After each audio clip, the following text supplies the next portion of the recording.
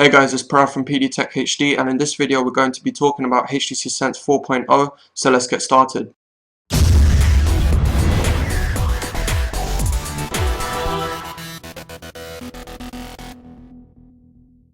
Buttons and interface in HTC Sense 4.0. HTC is putting a huge emphasis on reducing the visual clutter.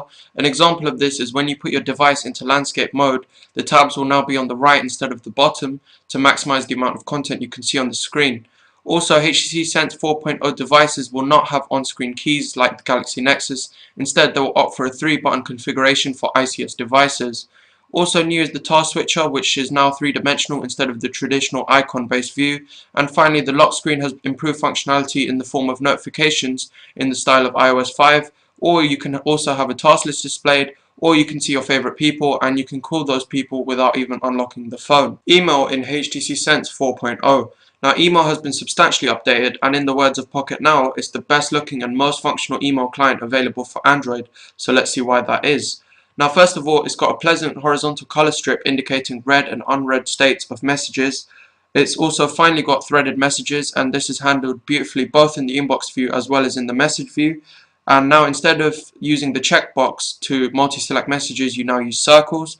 And finally, guys, there's a feature called Smart Sync, which intelligently predicts your usage habits, so that, for example, if you're not using the phone for long periods of time, it will not sync the email, which will save battery life, save your data, and all this other stuff. So it's great to see this improvement on email in HTC Sense 4.0. Browser guest mode in HTC Sense 4.0. Improvements have been made to the browser in the form of a new reader feature, which is similar to what can be found on iOS 5, which will strip away ads but not all the images, allowing you to focus on the article that you're reading. There's also a new read later and watch later function that lets you mark content for later reading or watching by using a corresponding widget on the home screen, and another feature in the form of guest mode, which allows you to specify which apps to display if a guest wants to use your phone, and in this mode the phone is disabled and the guest cannot access your data. Camera, Dropbox integration, Beats audio in HTC Sense 4.0. Starting with the camera, there's a neat new feature which will prevent a photo from being spoiled when someone blinks, and when it detects faces it will take 5 consecutive photos and intelligently pick the best one. There's deep integration with Dropbox because now when you set up the phone you get 50GB space for free, and then it will be handled like any other drive on the phone, and in fact when you attach a file to an email from Dropbox storage, the link will be added instead of the actual file, which will save data.